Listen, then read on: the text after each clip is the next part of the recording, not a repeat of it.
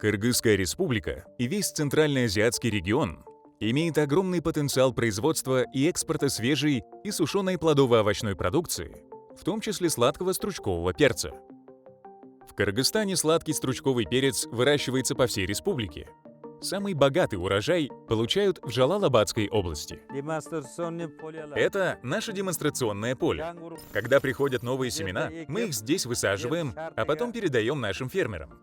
Это новый сорт номер 1424. Был высажен первый в этом году. Он устойчив к транспортировке, имеет высокую урожайность. Видите сами, спрос на него высокий. Сегодня у нас первый день сбора урожая. А это сорт Латто, который мы сажаем с прошлого года. Эти сорта являются самыми ранними. Еще на этом поле 3-4 сорта. Есть полугорький, новый российский сорт Полет, есть очень острые сорта и сорт Маргарита. Дай бог, в этом году урожай будет хорошим.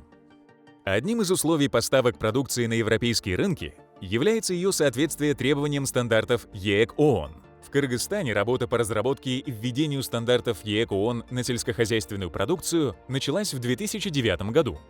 Соответствие продукции стандартам ЕЭК ООН будет способствовать повышению их конкурентоспособности и выходу на международный рынок. Стандарты ЕЭК ООН охватывают широкий спектр сельскохозяйственной продукции, включая свежие, сухие, сушеные фрукты, овощи, орехи, в том числе скоропортящаяся продукция, такие как мясо и другие. Стандарты ЕЭК ООН устанавливают требования на всех этапах производства, упаковки, маркировки, хранения и реализации продукции. Стандарты ЕЭК ООН способствуют высококачественной продукции, а также повышают рентабельность предприятий, способствует защите здоровья и жизни потребителей. Стандарты ЕЭК ООН, они используются на международном уровне правительствами стран, импортерами, экспортерами, трейдерами, а также они признаны международными организациями. У меня было давнее желание объединить всех фермеров, чтобы все могли собраться вместе, производители, фермеры и продавцы, начать общее сотрудничество в одном месте и таким образом принести пользу народу. Вот так мы основали товарно-сервисный сельскохозяйственный кооператив. В сезон мы обеспечиваем работой до 100 человек. Главная наша задача – экспортировать выращенные перцы на внутренний и внешний рынки. В настоящее время сотрудничаем с фермерами, которые имеют 150 гектаров полей с перцем. В чем заключаются требования стандарта ЕЭК ООН к сладкому стручковому перцу? Стандарт ЕЭК ООН на сладкий стручковый перец FFV28 устанавливает требования к следующим параметрам: определение продукта, качество продукта, калибровка, допуск, товарный вид, маркировка. Национальная техническая рабочая группа Кыргызстана занимается продвижением коммерческих стандартов ЕЭК ООН. В рамках запланированных работ на предстоящий год ведется работа по разработке информационных материалов, пояснительных плакатов, флипчартов. Определение продукта. Стандарт FFV28 распространяется на сладкие стручковые перцы разновидностей культурных сортов, полученных от Capsium annum L, поставляемые потребителям в свежем виде. Исключаются сладкие стручковые перцы, предназначенные для промышленной переработки, жгучие перцы. Однако некоторые разновидности сладких перцев могут иметь жгучий вкус. Продолговатые сладкие перцы, сладкие перцы квадратной формы, сладкие перцы плоской формы, томатовидные. Качество продукта. Стандарт FFV28 «Свежие фрукты и овощи». Целью этого стандарта является определение требований, касающихся качества сладких стручковых перцев на стадии экспортного контроля после подготовки и упаковки. Однако в случае его применения на стадиях после отправки на экспорт у продуктов может проявляться по сравнению с требованиями стандарта незначительная утрата свежести и упругости.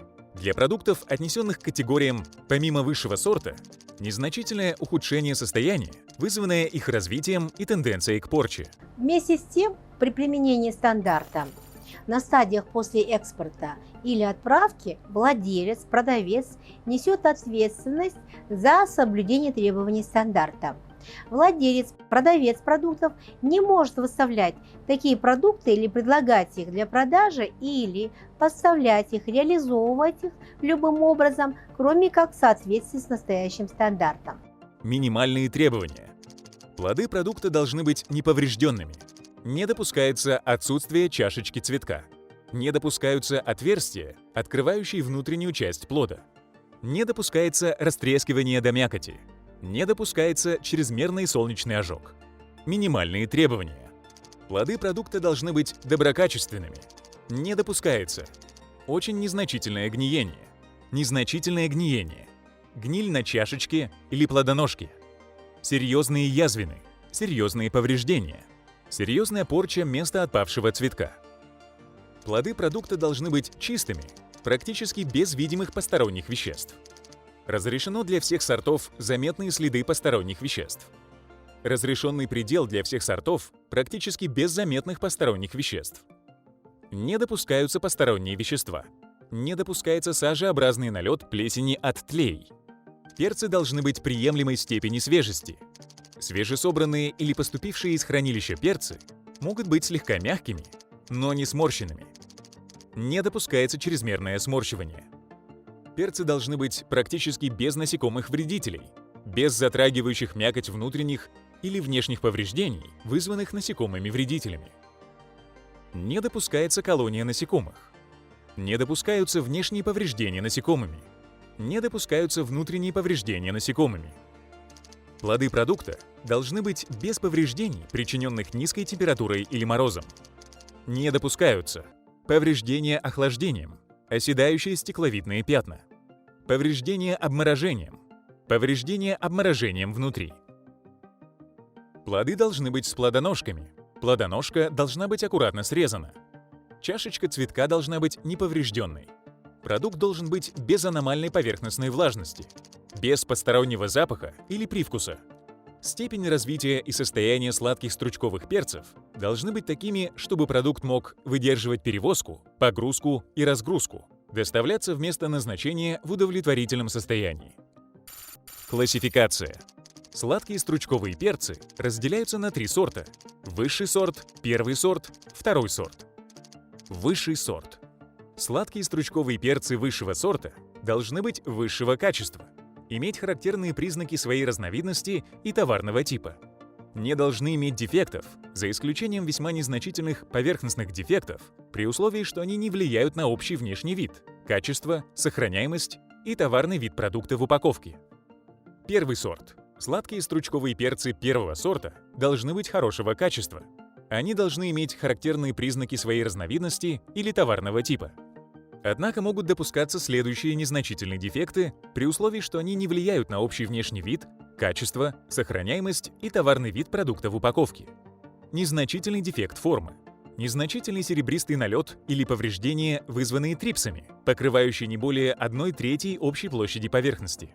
Изменение окраски перцев в процессе их созревания после уборки не считается дефектом. Незначительные дефекты кожицы, такие как язвины, царапины, солнечные ожоги, следы сдавливания, в общей сложности размером не более 2 см в случае дефектов продолговатой формы и 1 квадратного сантиметра для других дефектов. Сухие поверхностные трещины, покрывающие не более 1/8 общей площади поверхности. Незначительные повреждения плодоножки.